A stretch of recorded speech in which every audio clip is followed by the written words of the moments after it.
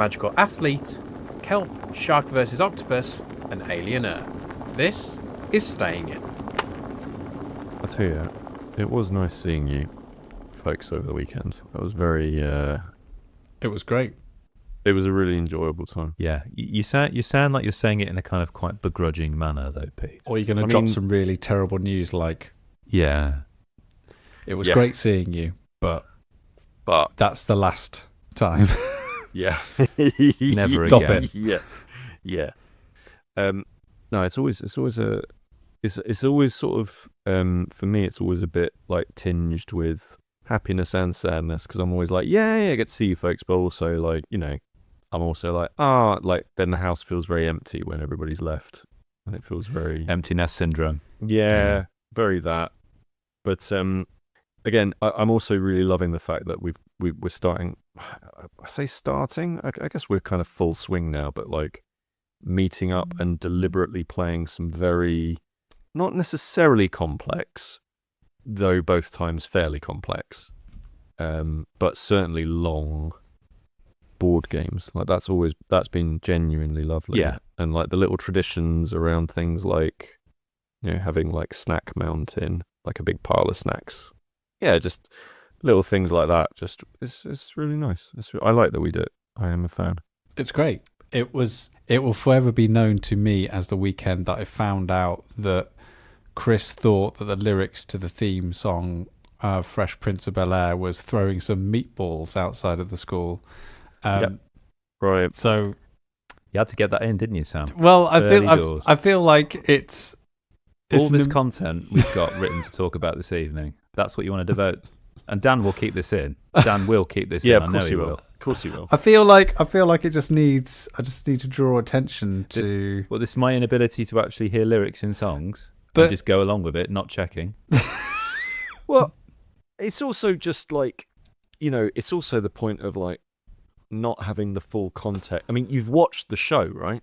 He's playing with a Yes. basketball at the time in which he says. I thought that was slang for basketball. Throw us the meatball. Right. So you're on the sort of you're in the mean streets, you know, throwing down. You've got game. You're going up to Well, obviously, yes. Yeah. you know, as a youth, you're going up to, you know, fellow youths playing basketball and say, hey, chuck me that meatball. I think it's fair to say that not one of us would fit into that context. I'd probably have a better chance than you. You reckon? Shall Well, we yeah, put this to the test? 'cause I'm not saying time we meet. I'm not saying throw us the meatball. True. Yeah. Incredible. Yeah. True.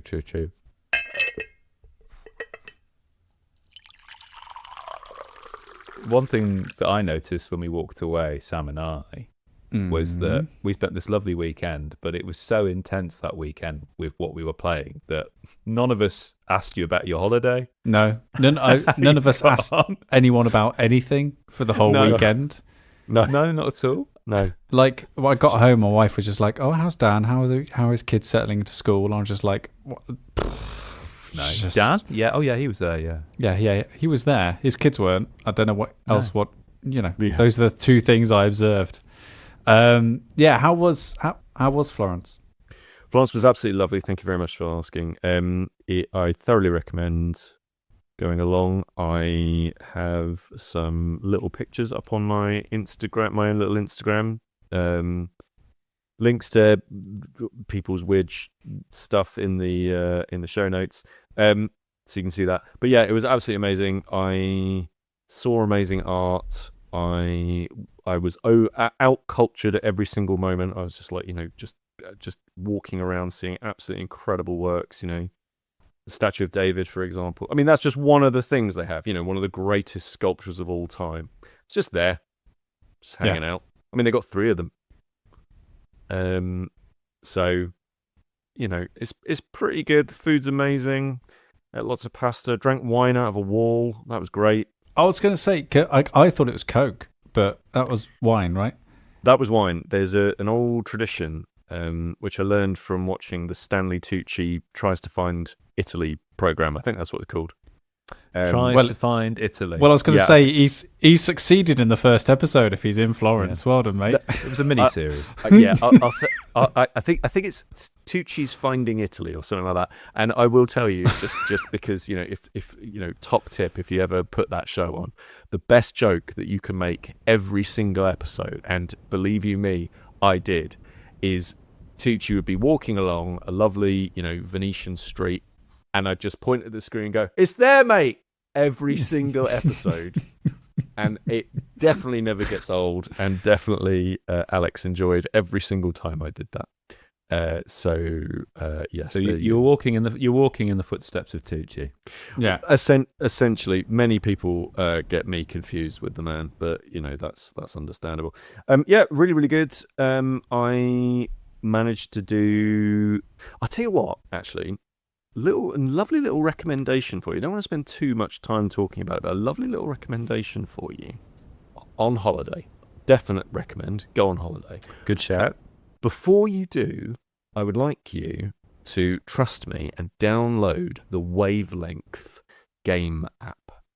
Oh, right, yeah. Well, we've all played Wavelength. So it's just the same as the CMYK board game. Yep, it's their version, but it's an app. It's an app version. Now, I don't think we've talked about it on the podcast before, but it seems like one of those things that a lot of people have talked about in the past.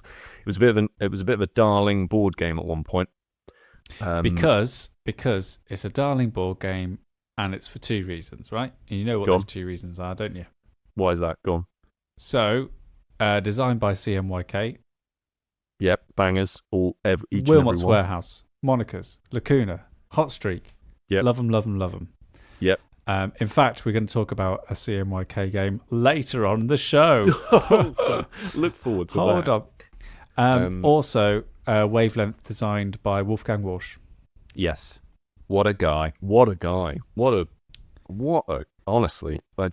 Quacks of Quedlingberg's Wolfgang Walsh. And in terms of onions, he knows them. Yeah, certainly and does. we like him. And we nom nom nom nom nom. So Wavelength is from that hallowed house of CMYK, the physical game and the digital game, because the digital game is a very faithful representation of Wavelength, is essentially the idea that the physical version, you are sat behind a big physical doodad, half circle disc, and essentially you're saying you're given two extremes of a point, so hot and cold. So you say hot, and that'd be right on on one side of the spectrum, and then cold would be right on the other side of the spectrum. And then basically there's a sort of a disc that the sort of person who is kind of running this bit of the game, they basically have to say a thing that lines up with where it sits on the spectrum of hot and cold, for example. So I would say, let's say, for example, if I were to say iced tea, that would probably be very, very far down the cold spectrum, because, ice. But it's not the coldest thing in the world, so it's probably not all the way at the end, but it's pretty cold, right? And that would be an appropriate solution to provide for the guessers. And then the guessers, they know that the two extremes are hot and cold, but they have to figure out where on the spectrum this iced tea might land. That's the whole game, and it is really, really lovely. The physical game is quite a big, chunky thing with a nice plastic doodad, and there's quite a bit to it. It's certainly not a travel game. However, Wavelength, the app, is very much probably one of the best travel games that I've played in a very long time. So it's exactly that same idea again, except for you're doing it digitally, and I would say that it is basically the perfect queue game. So when you go on holiday, you might end up in a queue for, let's say, passport control, and you're stood around not doing anything, and you can't get cards out. You can't suddenly whip a table out and start playing a little game or anything like that. But also, you're probably with somebody. You probably want to, you can just chat away and stuff. But after hours and hours and hours of delays and stuff, if you're anything like me with travel, then you're probably sick of the other person, and you've probably run out of things to talk about for a bit. So instead, the best thing to do, open up the game Wavelength and start playing that on the app. And you are stood there and you're playing, 3 rounds. So 3 sets of questions. Each person does 3 sets of questions for each other. The number of players is just a huge number of players can play it, but it's completely doable with just 2 people. And it's just a really lovely experience. It's just really well put together, very slick app, not overly complicated. So you can easily play it with one phone while you're pulling your luggage along the ground with you. Very, very quick to play. You'll probably play this for maybe 5-6 minutes tops, and then you can put the phone away and you're done. It's a really lovely little game, and it gets you talking about other things. Whereby that's iced tea. No, you wouldn't put iced tea that far down to cold. That's ridiculous. Yeah. It's not absolute zero, is it? That's all the way on the end of the cold spectrum, and then you have those lovely conversations about what things mean. It's really cool. Part of the joy of the physical version was that they put a lot of effort in. This is what CMYK games do. They put a lot of effort into the physicalness of it, like the presence of the board, I would say. Yeah. And definitely. so part of the great thing about the physical board is that you have this 80s game show-esque wheel, like a half a wheel in the middle of the table, and I don't know how they do it. It's a miracle of manufacturing. Is that where the dial sits stays hidden on this wheel, and then with just like a flick of a finger, it perfectly reveals in this like cascade of green to show you where the actual line lies. And that's a great moment. It is for me what turned the game into a real like spectacle and party game. And all the times that I've played it, like you are meant to be sort of keeping score and stuff and having 2 teams competing against each other, but that presence and that simple hook of the game meant that we just kept on asking each other questions all the time, and that was how the game panned out. But does the app still feel as satisfying in its reveal of where the dial sets, or do you just think it doesn't matter? Yeah, so I think it does. I think it could very easily be done in a way in which I think the developers, and I don't know if the developers are like internal at CMYK or an external team or something like that, but absolutely you could see a situation in which the developers just went, well, we can't replicate that, so in exactly the same way, so let's just not bother doing anything. But actually, the way that it's revealed is really good.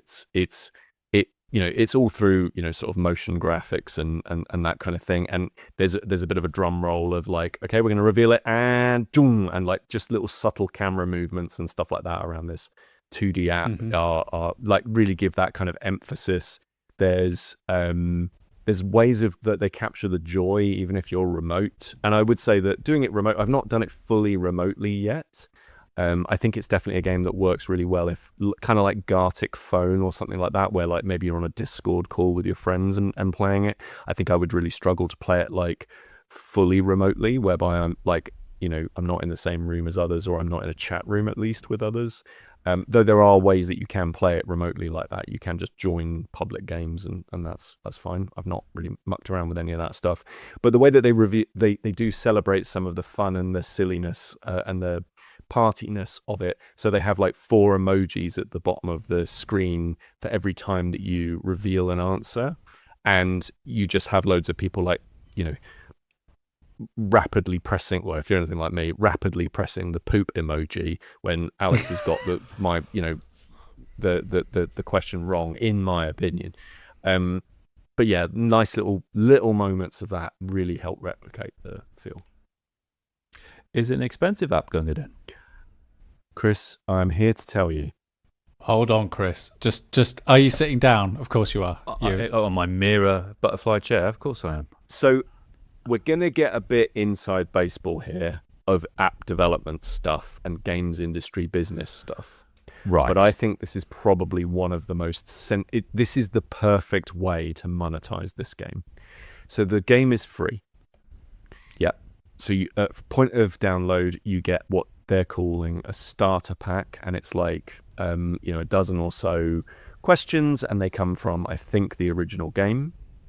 And that is more than enough for you to see whether or not you like the thing and see whether or not it fits into that kind of travel. Then, individually, you can purchase question pack, which also comes with little cosmetic packs, because you can have your own little character kind of appear in this kind of slightly abstract art, pop art kind of profile pic that you have in the game. But that's not really the main appeal. The main appeal is definitely those questions. They are like less than £1 each, and they come with tons of questions, and obviously they mix those up every single time. You can add lots of different packs together, so you end up with lots of questions if you buy them all individually. But the beauty of this is genuinely, I think, and this is why I think the pricing and the sales of this is really clever. Only the host needs to have paid for any of the questions. That's what I wanted to ask. That's really, really good. Really good, because what it means is the download isn't gigantic. It means that you're. So I was stood there in the airport, and I was like, well, let's just quickly play this. So Alex downloaded it, and we just played the starter ones to begin with, right? And we were playing it. She was like, this is fantastic. I'm really, really enjoying this. And you can see how that would happen with, let's say, for example, you go away with like a large group of friends or something like that. Right, we're all going to download this app. Don't worry, it's free. Don't worry, it's not asking you to do any mad login stuff. You haven't got to do any of that. You haven't got to hand over your details or anything like that. It's fine. It all goes through that. As far as I can tell, it's cross-platform. In fact, it definitely is. I've played it with somebody else who's got it on iOS, and I was playing it on Android, so it's cross-platform. And because they're so inexpensive, these packs, when Alex and I had sort of rinsed through a bunch of these questions, we were like, oh, this is really good. She immediately was like, well, I'm definitely going to buy this expansion pack, right? That was, I think, like less than £1. And obviously the download is tiny. And so immediately the download is absolutely fractional on top of that. And then we started playing again. And so we're playing now again with even more questions. And that free ramp into it is just so smart. Yeah. Like, because it just means that, like, have you got 8 friends who you're hanging out with and playing this thing? Yeah, if you all want to play this thing, like, you just need one person who's put a couple of quid into it to have literally countless hours of arguing and fun, I would say.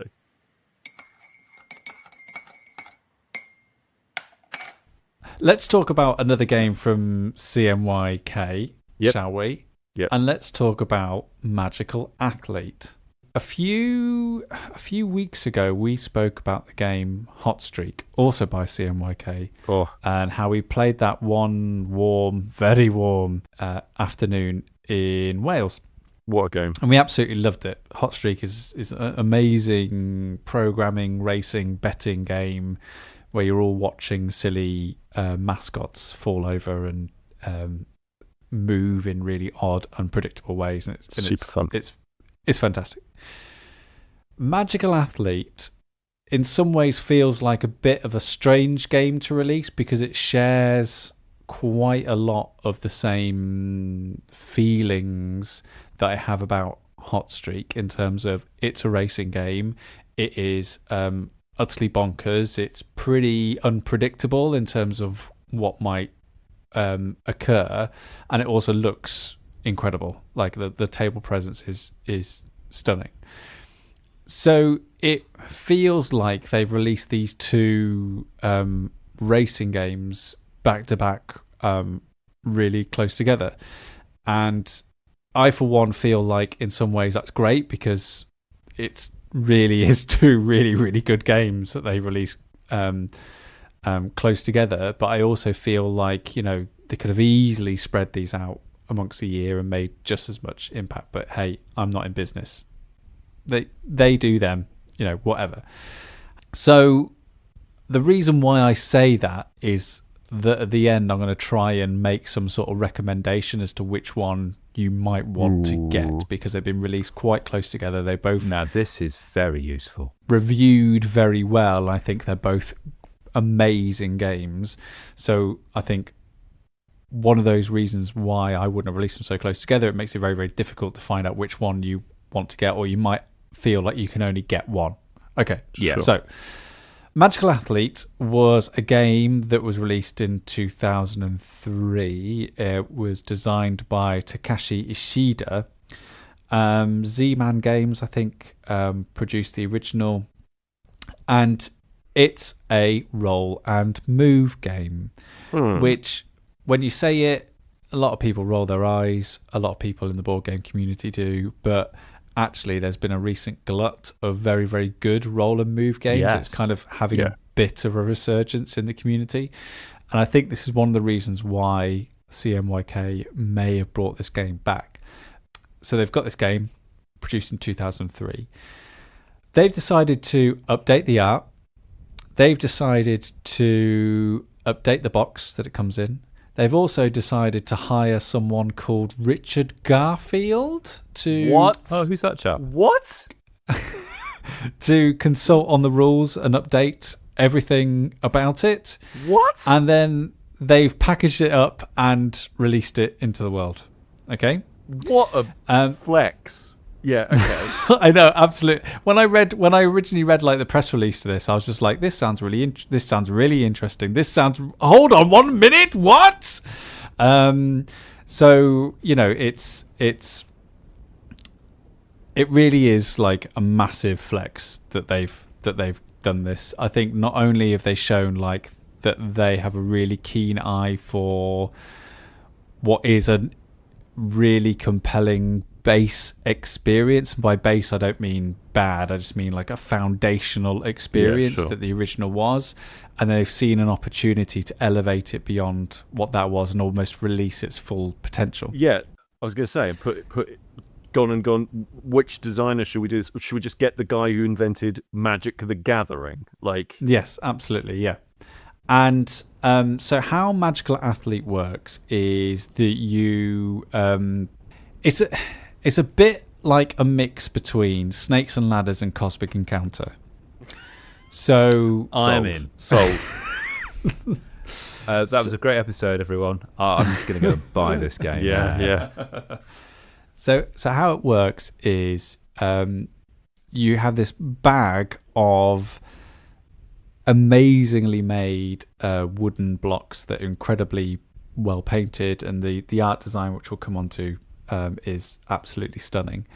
And then you have these cards that represent each of the players that you'll be racing with. So on your turn, you roll dice and you move the character that you have picked that many spaces. Whoever gets to the end first wins. Whoever gets their second will get a smaller win amount, and then that's it. That's the first race over. You do 4 races. Whoever has the most points at the end of 4 races wins the game. Here's the twist.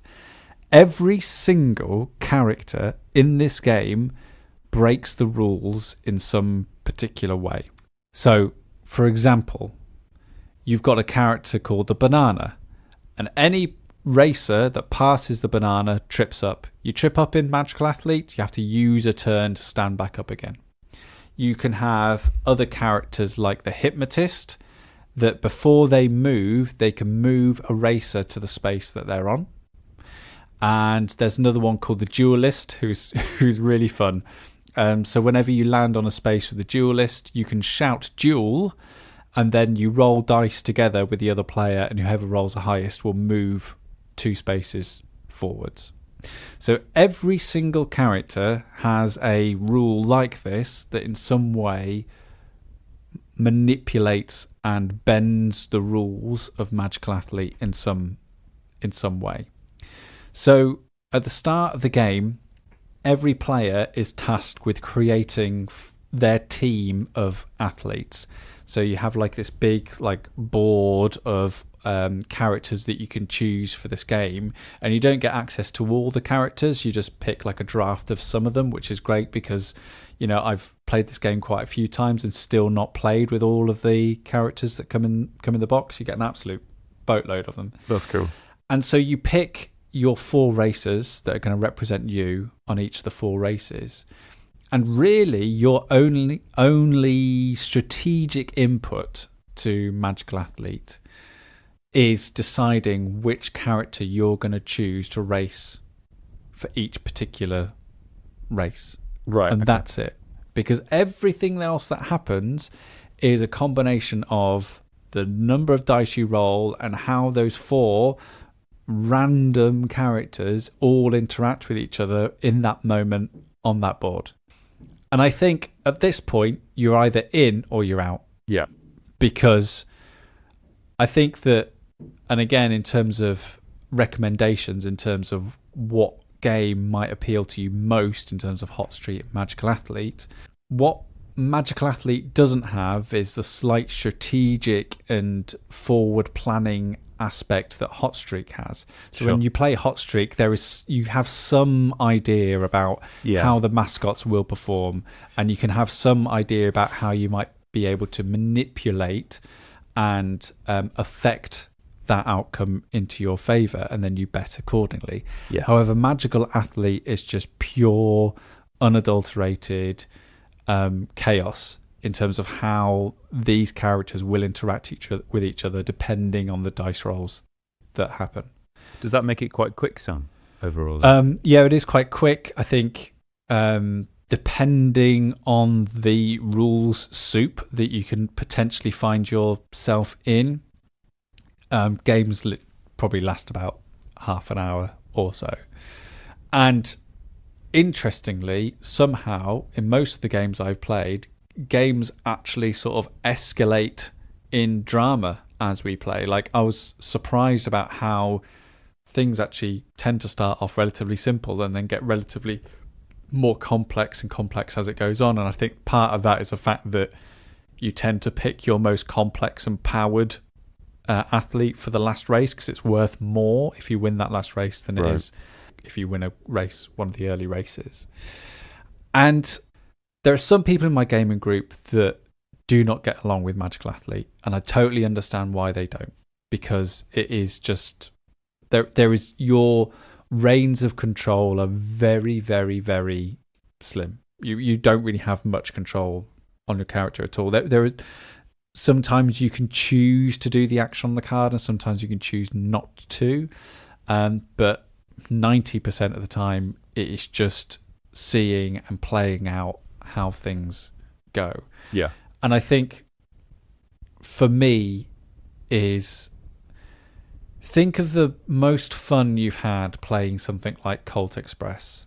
Think about the most fun you've had watching something or setting something up and not knowing what the consequences are going to be, but enjoying what those consequences are. Like Magical Athlete is just that experience incredibly distilled into one board game package. Like, very, very early on, you do not care who wins or loses, because what you're caring about is actually how these characters are going to interact, how these rules are going to clash and mesh and accelerate, decelerate, rewind, fast forward, flip back in time, remove, destroy, create, swap. Like, there is seemingly no end to what feels like is potential on that board.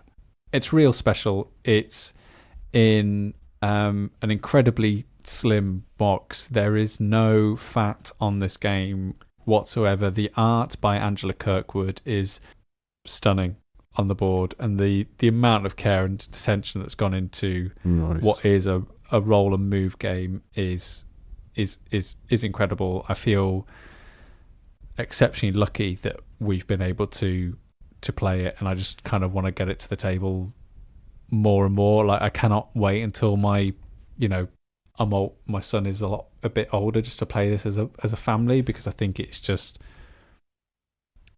that good in terms of providing and really setting an atmosphere and a tone for what games can do. And we've already spoken a bit about what CMYK games do really well, and I think what their best games do is make for conversation. Yeah. And I mean, this is not out till, like, in the UK at least, till mid-January next year. So I think it's fair to say, listener, after Christmas, when we're all pretty much skint, maybe hold back like 20 quid or so just for this when this game arrives. Yeah, do. And in some ways, I've not done my due diligence, because I probably would have held off and talked about it closer. But you're excited about it. I'm excited about it, yeah. Sometimes a little bit of hype is a nice thing. I'm obviously mad excited about this, but I really enjoyed during the summer when we played Hot Streak as well. The mascots. I loved Again, Hot Streak. I loved it. I know. The area. But you've created a quandary for me now because the cult of the new has presented itself and magical athletes appeared now.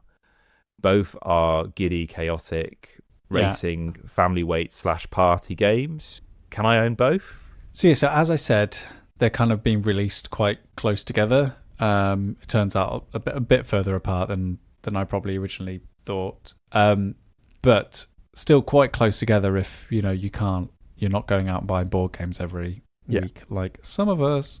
I think absolutely you could absolutely own both of them. I think what I'd say is, and I sort of alluded to it earlier, was that I think Hot Streak definitely has a bit more strategic complexity. And I feel for some people that is going to be the difference between getting Hot Streak and Magical Athlete, right? Because some people don't like having zero control over their game. That's fair enough. People in my gaming group feel like that, and that's great. They appreciate Magical Athlete for what it is, but they just don't like that feeling of just not being able to have any sort of effect on the outcome.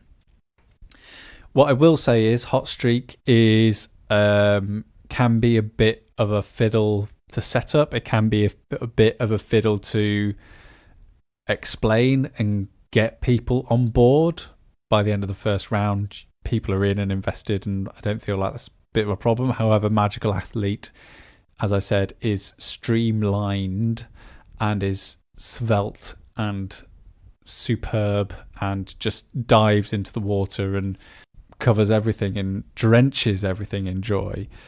But that under that simplicity really lies a game where you are never not going to have fun playing this game. And I think for me that is just worth a lot. I also think Magical Athlete sort of sits on a shelf nicer than Hot Streak does. I love the way that Hot Streak is presented, but it's not fitting. That's not fitting on a Kallax very well. Which is not to say, for me that's not a reason to not buy it, but for some people that really matters, especially people who don't have access to a lot of space, and that might be a bit of a premium. Magical Athlete will just fit into your life a lot easier. So I think, as I said, you will know from the description whether Magical Athlete is for you, and I think that probably if you're sort of going, done, sold, then that's probably the one I would plump for. I want to talk about Alien Earth. Let's not. Well, I still want to talk about Alien Earth. Okay. What's Alien Earth? Well, what is that? What's Alien Earth? Do you not know what Alien Earth is? No, Sam. Can I please? I want to play the game we've not played in a while. It's where we let's give play Pete the game. title of something, and Pete has to try and work out what that thing is. Okay. Does he need to know? Does he? Hold on 1 second. All right. Just, Chris. Yes. Are we going to give him any clues, like grammatical wise? No, we've played this game before. You don't give him any clues. Okay, no clues. So not even a grammatical clue. Well, it's Alien Earth. Alien Earth. Okay. Is it a TV show? Yes. Oh, it is? Okay. Yeah. Alien Earth. Well, it's just let's play Wavelength. It's between Alien and Earth. Right. It suggests to me that the alien has come to Earth. Okay. Yeah? Yeah. And that the alien is very much the alien on Earth, as in he or she or they or it or whatever it is that it is. Yeah. They are, I mean, we could be in a third rock from the sun situation. Wow. That really was the first Alien Earth actually not the first. There have been lots of alien invasion films, but that was one from our childhoods, let's say. So I'm going to go ahead and say that it's a sitcom based on the kind of like Mork and Mindy, where someone, a classically trained actor and comedian plays the role of an alien, and hijinks ensue. Okay. So, Alien Earth is a series that has launched on Disney Plus, or Hulu now, as my Disney Plus likes to tell me, when stuff is from Hulu, and that's a new thing. It's part of the Alien universe or franchise, which started with Ridley Scott's film in 1979. In fact, this series takes place 2 years before that first film. Okay. And I have a love-hate relationship with the Alien franchise because typically it is essentially a franchise of diminishing returns with each subsequent film. Can we all agree? Personally, can we all agree? First movie. Hot take incoming. Here we go. First movie, very, very good. Aesthetically, Banger. very enjoyable. Boring. No, not boring. Second movie, less boring because things actually get shot, but not as technically enjoyable, and also a bit not as intellectual a movie, and therefore you're not allowed to like it as much as the first one. No, you are allowed to like Aliens. And then Hold on. And then can we agree that the third movie? No, I knew this. Go on. The third movie. My only understanding about it is that they made a lot of video games based on it, and that they sold them to children, as well as a lot of action figures, and apparently that's all right. And then the fourth one's not very good, but there's a good first-person shooter based on it that almost accidentally did first-person shooter controls better than any other first-person shooter, but everybody thought it was weird at the time. And then there's one called Prometheus. Is it Prometheus? Prometheus, yeah. Covenant? No, Alien Covenant, I think. But Prometheus is a bit of a whack attack. It's bonkers. They try to create lore around something that didn't need lore, because actually one thing I really like about this TV series is the fact that the most interesting part of Alien is the stuff that is the most underwritten. It's kind of hinted at, which is the kind of the corporation that sends the Nostromo out on this mission.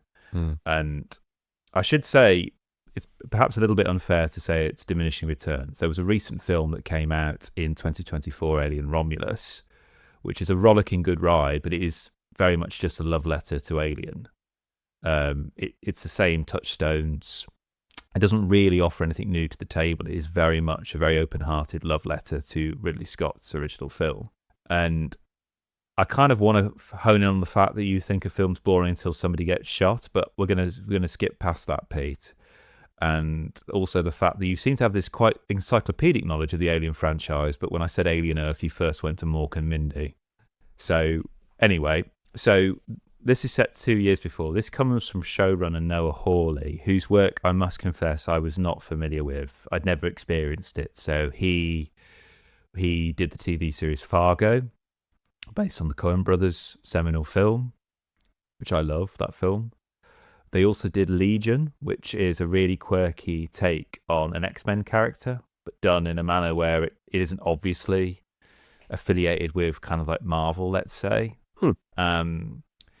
So when I first saw the teaser trailer for this one, where, as you say, Pete, you see the fact that it's Alien Earth, I thought, okay, that's it. Franchise is done. This is awful.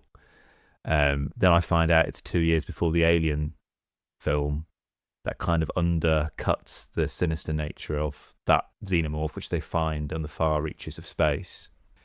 But then what you realise is that Hawley is very aware of the lineage, the DNA, so to speak, of Alien. So you've got that retro 70s future, or late 70s, I should say, that's there with all the screens and everything and the sound effect. It's all there still with this series. And what you realise as you watch the series is actually this alien is not something that's a constant throughout, because that's why the first film was really good, or boring in your context, because you don't see a lot of the alien. Yeah. It's this pervasive threat that is there. Yeah. But the beautiful thing about the best horror is the one where you don't necessarily see all of it all the time. Yeah. And actually the most interesting aspect of this TV series for me is this kind of the way in which Hawley has contributed to the world that was very thin. It was papered on in the Ridley Scott film and then the Cameron film and so on. So what you have here is a world in which you have three competing approaches to create immortality amongst the human race. One is the cyborg approach, where you have humans who are technologically enhanced. The second is the synthetics, which are familiar from the first Alien onwards. You think of people like Ash, Bishop, or David, for example. And then Hawley's introduced this third iteration into it, which are called hybrids, where what you have is a human brain that is essentially uploaded to a synthetic. So their consciousness has been transferred here. And the architect of this is this madcap CEO called the Boy Cavalier, who owns this company called Prodigy, which is this huge conglomeration that is a rival of the big conglomeration from the Alien series called Weyland-Yutani. And he's a very eccentric young man who has no social skills and has a huge god complex. Insert allegories wherever you can. And he pioneers this process, but they realize for these early experiments, an adult brain can't quite take that. So their kind of guinea pigs, for want of a better word, are children who are terminally ill, who are then they willingly volunteer for it. Their brains are then uploaded into an adult synthetic. And so a lot of it is also, it's those transhumanist notions of like, well, okay, I'm in this body now. I have the mind of a child, but I'm in the body of an adult. But this adult is super strong and I'm probably immortal now. And I have to try and work with this. And I should say the actors who play the kids in adult bodies do a very, very good job. And it is very unsettling. Mm-hmm. That sense of the uncanny you get with the synthetics like Bishop and Ash is now here in a different form, where it is the uncanniness of a youthful personality grappling with an adult body, for want of a better word. And they all talk about all sorts of things, like how they're having to digitally synthesize hormones and things like that, because that's obviously something they're not going to naturally experience being in this synthetic body. And meanwhile, a spaceship crash lands on Earth, the USCSS Maginot. And yes, as you've probably expected, Pete, it's carrying xenomorph eggs, but it's also carrying some other stuff as well. And I would say, I'm not going to tell you what that other stuff is, but I didn't think it'd be possible to out-creep the alien in an Alien series. But they bloody well do. They really do. And this boy Cavalier agrees to send his team of kids who are adults, hybrids, into this space. And he gives them all code names from Peter Pan. He's Peter, and these are the kind of lost boys. The eldest, or the first, is Wendy. And Wendy is kind of the main character of this, I would say, who developed something of a fascination with the alien in this space. Unlike Romulus, it knows it's faithful, and I hate that word faithful, but there's a fidelity there to the original world that Scott built. But it takes some really interesting kind of swings. There is Jeff Russo's music, which is very much like the original Alien film, but you get these very interesting kind of music choices where you'll just get like popular music tracks kind of playing there. Ice Age, the animated film Ice Age, is canon in this universe. And you'll get these lovely little instances where a character is thinking about something and you get this lovely crossfade of what they're thinking about over the top of them. And it gives this kind of lovely unobtrusive, dreamlike state. But it also has some incredible scares in it as well. Now, the cards on the table, I spoke to Sam about this. Mm-hmm. And Sam, I think it's fair to say, the final episode, which I've not watched yet. Yeah. Left a bit of a bitter taste in your mouth. The final half of the whole series left a bit of a taste in my mouth. Wow. But you told me also you kind of watched them quite close together each episode. Is that fair to say? I think so. Reasonably so, like one every couple of days or something like that. See, I'm watching it one every week or every 2 weeks, pretty much. My beef with the series is not. I don't think it's down to compression. Okay. I've got some genuine there's one particular line in the last episode that if it hadn't have been said, I think I would have enjoyed the whole series a lot more. But it basically took the show that I thought was reasonably well written and kind of introspective and kind of shattered the whole illusion. This one singular line that I almost turned it off after that line. I just thought, like, that's just nonsense. Why you would say that? And there's other things that I don't want to talk about because it might spoil it for someone else. But they do something with the alien creature that I think in particular neuters it. Interesting. I know what you mean. Interesting. And that for me, I think kind of, Pete, when you were so eloquently saying that like Alien is good because nothing happens in it, part of that is the horror that we don't see everything and it's in the shadows and it lurks and it stalks and it behaves oddly, and in some ways in Alien Earth they go to a lot of odds to kind of explain and almost document and behaviorally assess all aspects of the alien, and I think it kind of takes all the horror and the threat away from one of cinema's greatest creations. I agree and I disagree. I totally get where you're coming from, Sam, completely. I do, and I think there is something lost there.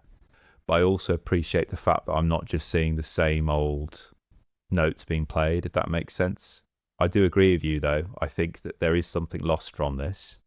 And I almost feel that, like, the genre of it being a monster movie kind of has shifted somewhat now, to some degree, I would say. And I'm enjoying that trade-off at the moment because I think I'd be more irritated if I was just seeing the same thing. I was very worried that it would just be like we're just going to stay in the same place and the whole 8 episodes would just stay and it would just feel like Alien stretched out over 8 episodes, if that makes sense. I was really looking forward to that. But I just didn't, that was what I just didn't think that would work. Oh no, I was really looking forward to that. Like the central idea of kids dealing with something that is not only very adult but also having to behave like adults in a very adult world, I thought was just such an interesting concept. And also like kids processing trauma and trying to find their own place in the world where they don't have any past.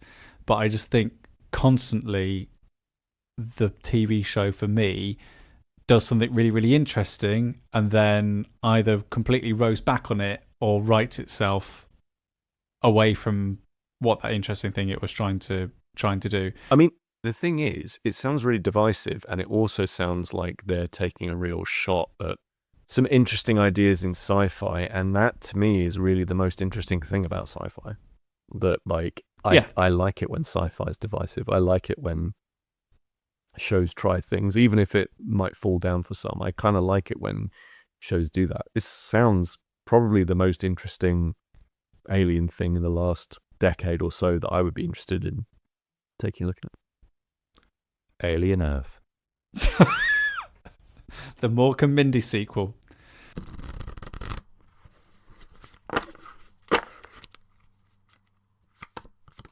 As we have mentioned, we went down to yours, Pete, and we played Pandemic Legacy Season 1 from start to finish. It took 16 and a half hours. It did. We did it as a 5 of us. We did it with your partner Alex. It was wonderful. Great. I think we will talk about it when Dan can join us. Yes. Because I think it would be unfair to play something for 16 and a half hours and then rob someone of the ability to talk about it. Yeah. As a Considering shared it was their experience. game as well. Yeah, considering it was their game, I feel like it's a bit unfair for us not to invite Dan into the chat. So, in its absence, we will talk briefly about the game Kelp. Ooh. Okay, so we will talk about Kelp. This is a game. Well, technically, the title is Kelp: Shark versus Octopus, which really makes me believe that this is not the last we are going to hear or see of Kelp. Yeah. I very much believe that when you put that into your board game, it's for a reason. It comes from Wonderbow Games, sent to us by Zatu. Oh, thank you, believe Zatu. that? Yes. And it's designed by Carl Robinson. And this is on the back of the box, but it's described as an intense asymmetric experience, which at first I was quite skeptical of. But did you feel like it was intense? An intense asymmetrical experience? No, Chris? because I don't like that. I don't like intense asymmetrical games where it's just you head on with the other person. After a while, that can be quite too much. What I like about this game is the fact that there are moments of intensity, but you and I were able to actually talk to each other as human beings. Well, I think in some ways it's a bit of a misleading statement, because I think it's not saying that the game is intense. I think what it's actually saying is the asymmetry is intense, if you see what I mean. Because you are doing wildly different things. It's Right, not like okay. you're doing the same things and the rules are slightly different. The ways that we interact with the board, or the ways you interact with the board when you're playing Kelp, whether you're the shark or the octopus, are wild. You're essentially playing two completely different games. Yeah, we've played a for few of me, these that's- sorts of games. Yeah, Yeah, but for me, that's where that intensity comes from. Is the idea that as the octopus, you're playing a hidden movement card deck building game. As the shark, you're playing a dice game. So, Kelp: Shark versus Octopus, very, very simply, is a strictly two-player game. It's an asymmetrical two-player game, and by that I mean you are both playing the same game, but both doing wildly different things. The aim of the game is for the octopus to hide from the shark, and the shark just needs to find the octopus and eat it. If the shark does that, the shark wins. If the octopus hides and manages to stay safe for the rest of the game, the octopus wins. So how it works is you play on this lovely green board, which depicts the sort of the green verdancy of the underwater landscape, the kelp below the surface. Yep. All the fauna that the octopus needs to hide in, whilst the shark does these movements, these swift rotations around this underwater map. And so what happens is you are expected to sit head on with your opponent, and the person who's playing the octopus has these little baker light, all these wonderful little rectangles, almost like obelisks that set Rummy above Cub the board. or Rummy Stratego. Cub, yes. Yep, I know. And on one of them is the octopus. On other ones are things like traps or shells. So only the octopus character knows which tile contains the octopus. The shark then has to spend their move, right, rolling dice. Those dice will allow it to move around the board, will allow it to hunt or search for places it thinks the octopus is in. The octopus has got cards and a slight pool of deck of cards that it can use to like build and advance to, and it will be spending those cards to do certain things. That might be like, move some blocks around, or pick a couple of blocks up, shake them up in their hand, and then put them back on the board in different places. So hiding and trying to mask where they are on the table. Okay. The headline here is, I think Kelp is a fantastic 2-player game. And I think it's fantastic for 2 things that it does. Okay? And Chris might have his own thoughts, but we'll see. First of all, one of the mechanics in the game is that for the octopus to use their cards, they need to spend something. And the way they spend stuff to utilize their cards is by revealing blocks in the center of the table. So really, for the octopus to do anything around the table, they need to reveal blocks to the shark. And I think that, as a simple currency, is remarkable in a hidden movement game. This idea that as the shark moves around, it's always got this sense of where the octopus might be at any moment. And I think, I've played a lot of hidden movement games, and especially early on, that feeling of just having no idea at all where anything could be, I find exceptionally frustrating. So that's one thing I think it does really well. However, the thing I think it does, which really surpasses it from loads of other hidden movement games that I've played before, and basically sorts out one of my main issues with hidden movement games for a long, long time, is how it reaches the end game. And when I described this rule to Chris, he had the same feeling that I did in terms of how transformational this rule is. Mm-hmm. So if the shark ever finds the octopus, they go into what's called a final confrontation. Put the board to one side, each player picks up 3 cards. There's a red card, a blue card, and a yellow card. They've got different things written on them, but just for the sake of simplicity, just colours. Octopus picks a card, shark picks a card. Turn them over. If those cards match colour, game is over. Well done, shark. You've caught the octopus. However, if those cards differ, the octopus has managed to escape. The game continues, but you remove one set of cards in that pack of 3. So therefore, if the shark finds the octopus on a future turn, their chances of catching the octopus go from a 33% chance to a 50% chance. And should the octopus survive again, the octopus knows that should the shark find them, that chance goes down to 100%. So Brilliant. Simple. I also like the fact, particularly when you're playing 2-player hidden movement, I don't know about you, it depends on which one you prefer to be, whether you prefer to be the one hiding or the one searching. There's still sometimes a degree of pressure on you, particularly if it's asymmetrical. It's like, well, okay, I've got to do one job, and that's I've got to find an octopus. And there's only so many places they can go. Yeah. Likewise, I've got to hide from that shark. I can see them there whizzing around the board. What I love is the fact that, particularly for me who played the shark, a lot of my choices were predicated on me drawing dice out of a bag. Now, I could kind of manipulate the odds of what was going into that by some card play, say, for example. But actually knowing that often my decisions are going to be made based on what I draw out that bag took a lot of pressure off me. But I think it's fair to say, Sam, that unlike lots of other hidden movement games which drag on interminably, we played 2 games of this. They were quite quick. We didn't swap really each time. I was like really enjoying what I could still do with the shark. It wasn't like, oh, I've got this now, move on. Because as the shark, I can keep upgrading.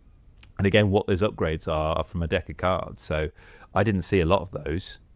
And even though it's asymmetrical, I still wanted to enjoy an experience of just replaying as the shark.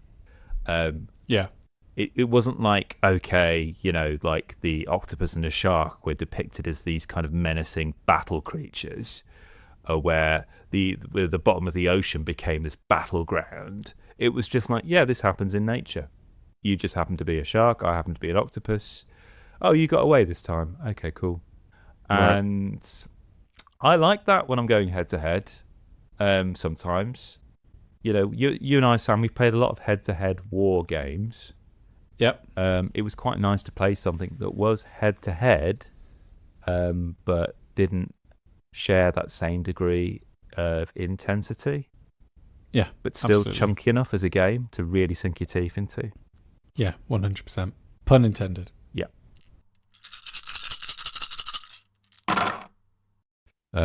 So I've got a listener question here from Sam Turner. Oh, All right. Who, let me just get this up. So you can get in touch with us at stayinginpod. Stayinginpod@gmail.com is how you can get in touch with us. How did Sam get in touch? Sam chose to get in touch with us at the end of our last recording. excellent. Where Excellent. he was so buzzing, Pete, from the listener question we received regarding which films we'd all be, that he requested that we all devote time to answering the question of which Batman movies we would be each. Oh yeah. Well, I know mine. So the big question is, which of the three of us, Sam, myself, Pete, and Dan, is Batman 66? Pete. Yep, agreed. Yeah, good. Yeah, move on. Do we need to explain? No. I think he's done enough. I think that he's either that Batman or he's Batman and Robin. Okay. So West or Clooney? Absolutely. I think that you, Chris, are Batman Begins. Interesting. Mm-hmm. Before he goes and does his training. And I think that Dan is, and I don't mean you are the Batman from this film. I feel like the film represents you in your totality. Yeah. And I think Dan is Batman. Lego? No, that's not. No. I wouldn't. Oh, that's not Batman. My mother-in-law's second favourite film. It's a great movie. Second favourite film. After Chocolat. What a double bill. I know, what a complex person. Definitely not Batman v Superman. Definitely not The Flash. There's Robin Pattinson's Batman. I reckon just Batman. Yeah, I'll just stick with Batman. Tim Burton's 1989 Batman. Tim Burton's Batman, yeah. And I'm Batman forever. Wow. Crikey. I mean, how do you top that? I don't know if you can. I just don't know if you can. Next time, we'll discuss what... Yeah. Next time, we'll discuss which antiperspirant brand we all are. Off the cuff listener, that was. Yep. Make sure to hit that subscribe button. So if you've got a much better question to ask, all right, okay, please do get in touch. Stayinginpod@gmail.com via email. Although I must admit, the last couple of questions we've got have been via the Instagram @stayinginpod. So please send us some questions through. Recommendations as well, if you've got something to recommend us. Or looking for us to recommend stuff to you. It doesn't have to be, we've spoken about mainly board games in a TV program, but it could be films, it could be anything that's worth staying in for, really. So please do get in touch with us.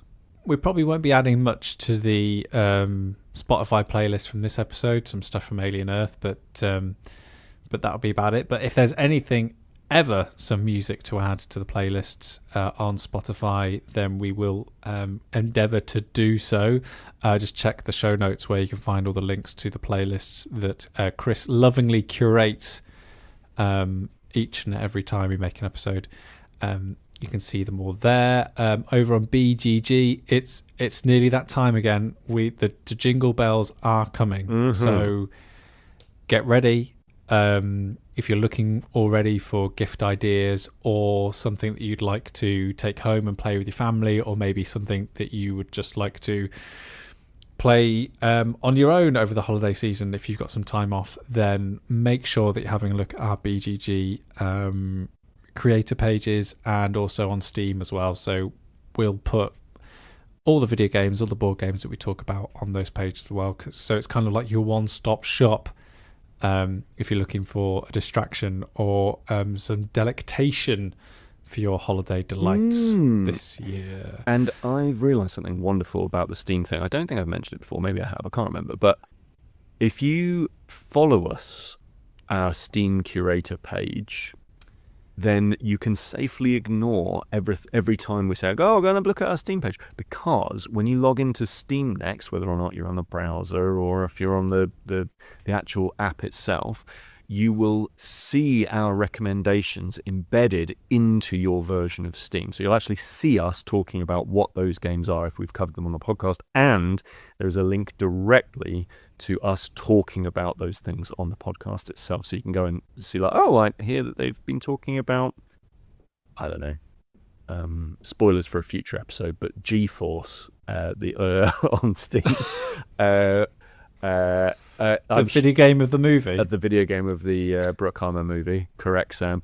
I've been playing it recently, and I think I might be talking about it on the podcast at some point. But it will be embedded straight into your version of Steam. So you'll see, oh, okay, well, I'm thinking about buying GeForce. What does old Willy Bum want to think about that one? Well, I'll click on this and give it a quick listen. Is that your tag? Yeah. Oh, dear. So I think that about does it for us for this episode. We will finish, as always, on a classic line from the 1990 film, classic film, Batman Forever. Pete, can you just say, can I persuade you to take a sandwich with you, sir? Can I persuade you to take a sandwich with you, sir? I'll get drive-through. Oh, I forgot about how wonderful that movie is. Anyway, goodbye. Take care. Take care. Take care.